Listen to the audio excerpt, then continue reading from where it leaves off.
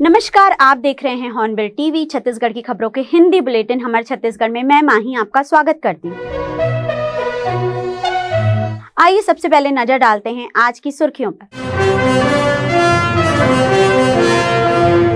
बिलासपुर दौरे पर पहुंचे राष्ट्रीय जनजाति आयोग के अध्यक्ष फर्जी जाति प्रमाण पत्र पर कार्यवाही से बचते दिखे अंतर सिंह आर्या।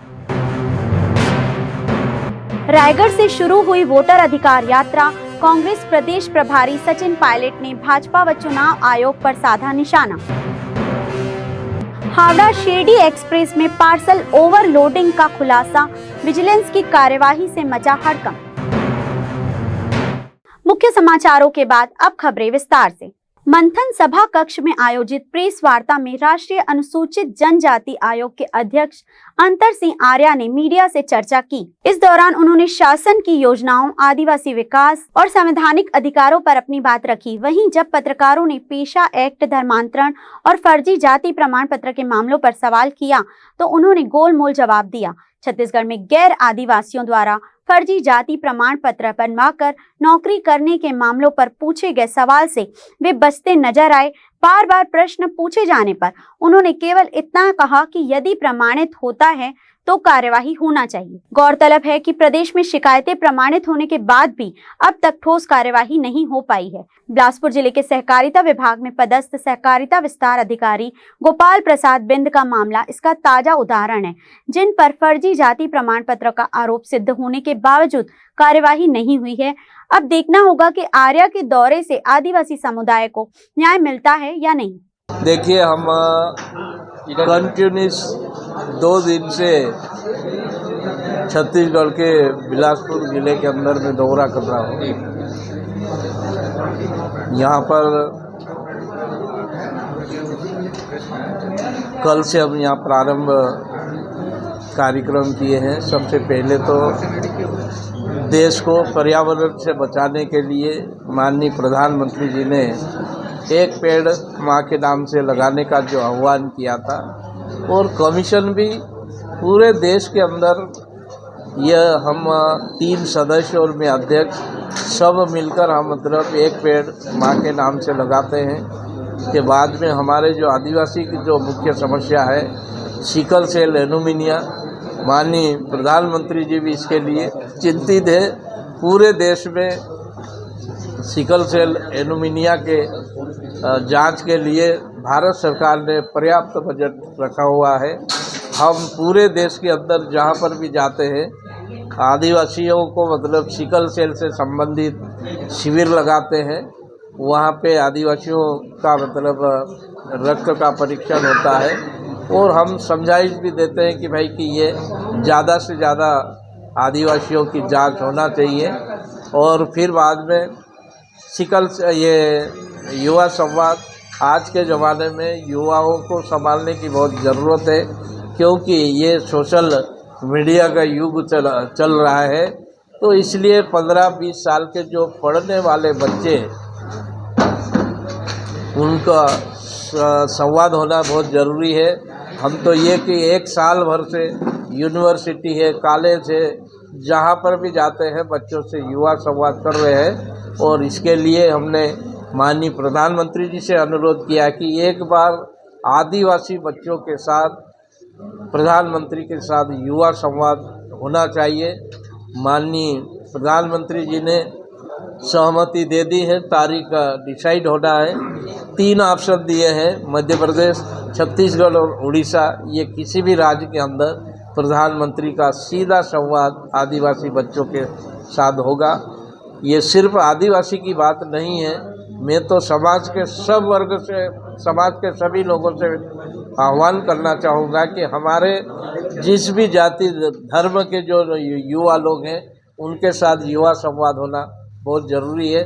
और यहाँ पर आपके यहाँ पर मैं आज आया हूँ, यहाँ ये कार्यक्रम करते हुए आज ज़िले के अंदर बैठक हुई, जिला प्रशासन की बैठक हुई।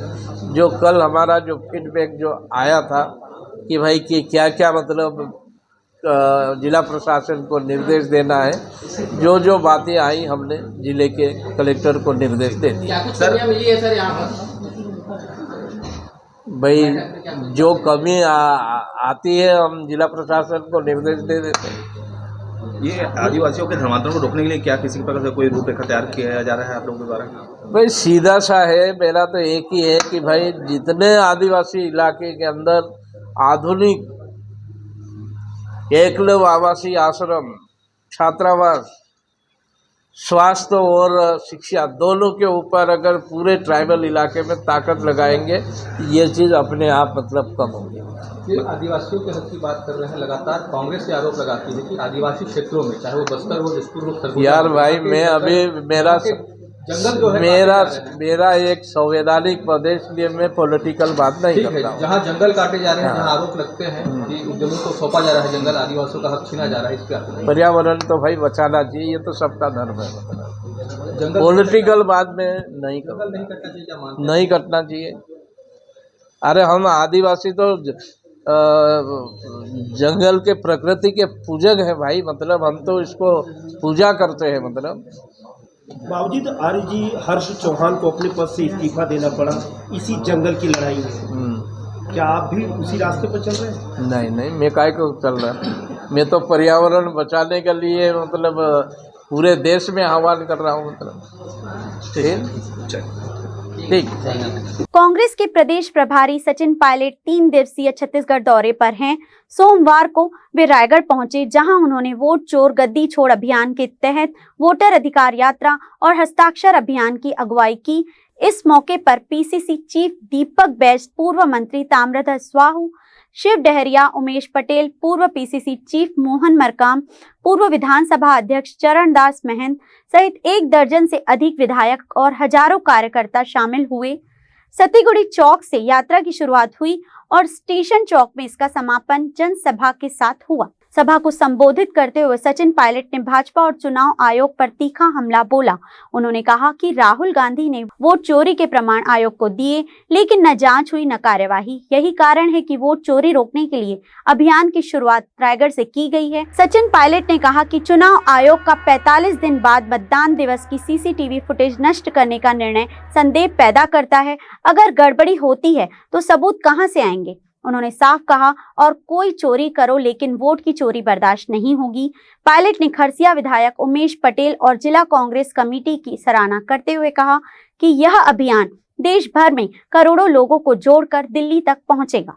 जो प्रदेश और देश की संपत्ति है उसको चंद हाथों में देने की साजिश रची जा रही है। नौजवान, खासकर किसान, आदिवासी, दलित, पिछड़ा वर्ग के लोगों के साथ अत्याचार हो रहा है और नॉन ऑर्डर कोलैप्स हो चुका है। लेकिन सबसे बड़ा हमें जो दुख इस बात का है कि पिछले 11 सालों से भाजपा की है, लेकिन निर्वाचन आयोग की जो निष्पक्षता होनी चाहिए, प्रमाण दिए, सबूत दिए वोट चोरी के राहुल गांधी जी ने, उसके पश्चात कोई कार्रवाई नहीं हुई, कोई जांच नहीं हुई। तो हम लोगों ने अब अभियान चलाया है वोट चोरी को रोकने का, और आज रायगढ़ में इसकी बहुत शानदार शुरुआत हुई है। जो हजारों लोग का यहाँ पे हजूम निकला है, नौजवान लोग समझ रहे हैं कि हमारे वोट के अधिकार को छीनने की एक नापाक कोशिश की जा रही है, उसे बर्दाश्त नहीं करेंगे। मैं ऐसा मानता हूँ कि संविधान में सबसे बड़ा मौलिक अधिकार हमारा वोट का है। अगर वोट ही छिन जाएगा, लोगों की विश्वसनीयता खत्म हो जाएगी निर्वाचन आयोग के ऊपर, ये बहुत बड़ा हमारे देश के लिए संकट पैदा होगा। इसलिए आज शुरुआत की है वोट के अधिकार की, वोट चोरी को रोकने की, और समूचे प्रदेश में हम लोग चलाएंगे हस्ताक्षर का अभियान, जनसंपर्क यात्रा। लेकिन आज जो माहौल देखा, जो उत्साह लोगों में देखा इस मुद्दे को लेकर, मैं समझ गया हूँ कि देश की भावना जुड़ी हुई है इस अधिकार को लेकर, वोट के अधिकार। ट्रेन में ओवरलोड पार्सल भरने से यात्रियों की जान खतरे में डालने का मामला सामने आया है। यह मामला हावड़ा शिरडी एक्सप्रेस का है, जिसमें पार्सल बोगी में क्षमता से 2 गुना यानी करीब 9 टन सामान लोड कर दिया गया, जबकि नियम के अनुसार एक पार्सल बोगी में केवल 4 टन सामान ही रखा जा सकता है। जानकारी के मुताबिक दिल्ली से कोलकाता तक चले इस पार्सल को कोलकाता में उतारा जाना था, लेकिन जांच का डर होने के चलते वहां माल नहीं उतारा गया और overload bogie Howrah Shirdi express से रवाना कर दी गई। बिलासपुर पहुंचने पर लीज होल्डर ने बिना रेल कर्मचारियों की मौजूदगी के ही करीब 5 टन पार्सल उतार लिया, जबकि शेष 4 टन पार्सल शिरडी की ओर चला गया। रेलवे बोर्ड की विजिलेंस टीम ने बिलासपुर में छापा मारकर बिना बुकिंग का सामान जब्त कर लिया। अधिकारियों का कहना है कि ओवरलोडिंग से बोगी के बफर असंतुलित हो जाते हैं, जिससे ट्रेन संचालन में गंभीर खतरा उत्पन्न होता है और हादसे की संभावना बढ़ जाती है। बिलासपुर रेल मंडल के सीनियर डीसीएम ने बताया कि यह मामला दिल्ली हावड़ा ट्रेन से जुड़ा है और इसका लिंक हावड़ा शिरडी एक्सप्रेस से मिला है। फिलहाल सेंट्रल विजिलेंस ने जांच शुरू कर दी है। रिपोर्ट आने के बाद आगे की कार्यवाही की जाएगी। ये पार्सल ओवरलोडिंग का मामला जो है ये दिल्ली हावड़ा ट्रेन से संबंधित है। वो ट्रेन जो है दूसरे उस ट्रेन का लिंक इस तरफ से था, तो सेंट्रल विजिलेंस के द्वारा यहाँ निर्देशित किया गया विजिलेंस को देखने के लिए। तो चूंकि मामला कॉन्फिडेंशियल है तो रिपोर्ट आने के बाद ही इस पर कुछ बताया जाएगा। क्या मामला होगा और किस प्रकार से जांच? कुछ ओवरलोडिंग का ही मामला है कि जितना माल उसमें होना चाहिए था उससे ज़्यादा माल था और शायद कोई नियम का उल्लंघन करते हुए यहाँ पर उसको उतारा गया। इसके ऊपर जांच जारी है। दोषियों पे कार्रवाई वो तो रिपोर्ट के बाद ही संभव है। छत्तीसगढ़ रजत महोत्सव 2025 के अवसर पर जिला प्रशासन और श्रम विभाग रायगढ़ द्वारा वृहद श्रमिक स्वास्थ्य जांच शिविर का आयोजन किया गया। कार्यक्रम का शुभारंभ नगर निगम महापौर जीवर्धन चौहान और जनपद पंचायत रायगढ़ की अध्यक्ष सुजाता चौहान ने दीप प्रज्वलित कर किया। शिविर में श्रमिकों को श्रम विभाग की विभिन्न योजनाओं की जानकारी दी गई और लाभान्वित श्रमिकों को चेक वितरण भी किया गया।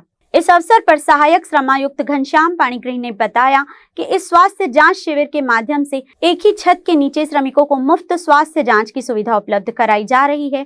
लगभग 1000 से 1500 श्रमिकों के शामिल होने की संभावना जताई गई है। शिविर में स्वास्थ्य परीक्षण के साथ ही श्रमिकों के लिए नवीन पंजीयन शिविर भी लगाए गए। आयोजन में भारी संख्या में श्रमिकों की भागीदारी रही और सभी ने इस पहल की सराहना की।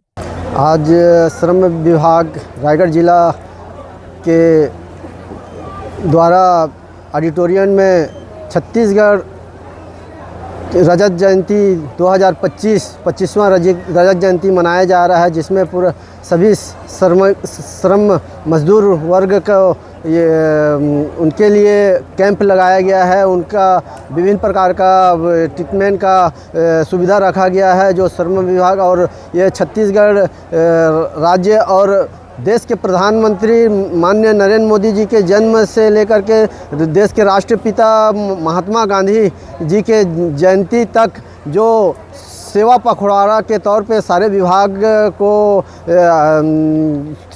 के द्वारा यह कार्यक्रम चलाया जा रहा है। आज श्रम विभाग के द्वारा सेवा पखवाड़ा स्वच्छता के आधार पे आज श्रम विभाग के सभी मजदूर कर्मचारियों को बुला करके आज उनका कैंप के द्वारा आज उनका चेकअप किया जा रहा है। आज अतिथि के तौर पे मेरे साथ में जनपद के अध्यक्ष सुजाता चौहान जी और जनपद के उपाध्यक्ष डनसेना जी और उनके पूरे जनपद टीम इस कार्यक्रम में सम्मिलित हुए और सभी मजदूरों को हमारे द्वारा ये कहा गया कि आप फिट रहेंगे तो हिट रहेंगे, अपना शरीर का चेकअप जरूर कराएं। छत्तीसगढ़ स्थापना के 25 गौरवशाली वर्ष पूर्ण होने के उपलक्ष्य में राज्य शासन द्वारा विभिन्न विभागों को कुछ दायित्व दिए गए हैं। उसी दायित्व के निर्वहन के लिए हम लोगों का जो वीक था श्रमिक सहायता के लिए, श्रमिक पंजीयन के लिए, उसी के तत्वाधान में हम लोग एक मेगा हेल्थ कैंप लगाए हैं, जिसमें से लगभग 1000 से 1500 के श्रमिकों के शामिल होने की संभावना है।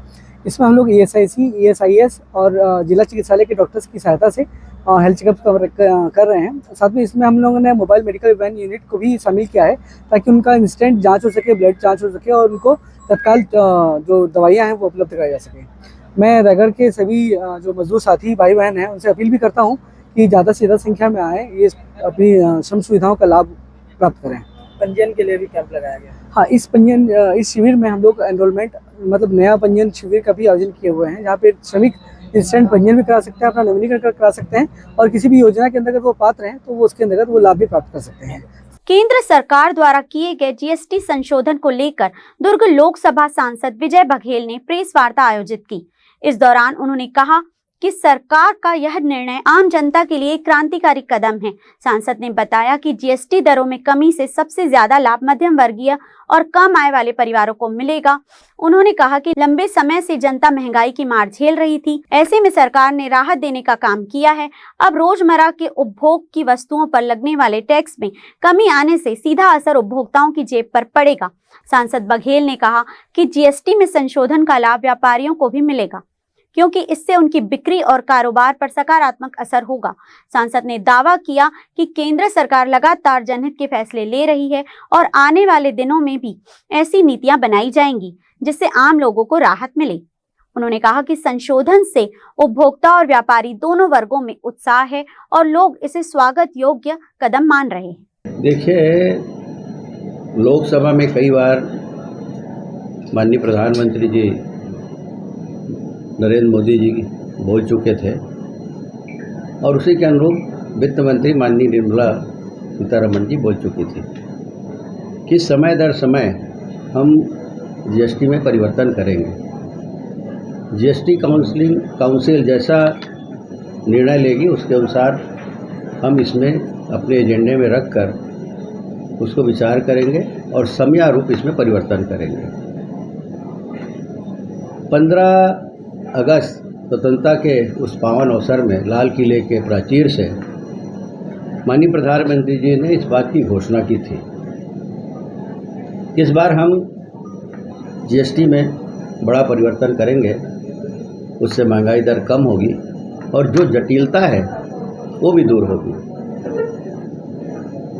कथनी और करनी में जो अंतर हम समझते हैं कि भारतीय जनता पार्टी की सरकार, एनडीए की सरकार और ख़ासकर माननीय मोदी जी वो कहते हैं वो करते हैं, उस बात को सार्थक सिद्ध करते हुए इतना बड़ा परिवर्तन जीएसटी में किया है। 2 स्लैब हटा दिया गया और उसके कारण जो सामान्य वर्ग है और कम आय वाले हैं उनको इतना लाभ हुआ है इससे जिसकी कल्पना लोगों ने नहीं की थी और इसका सीधा सीधा असर उन तबकों में पड़ी है।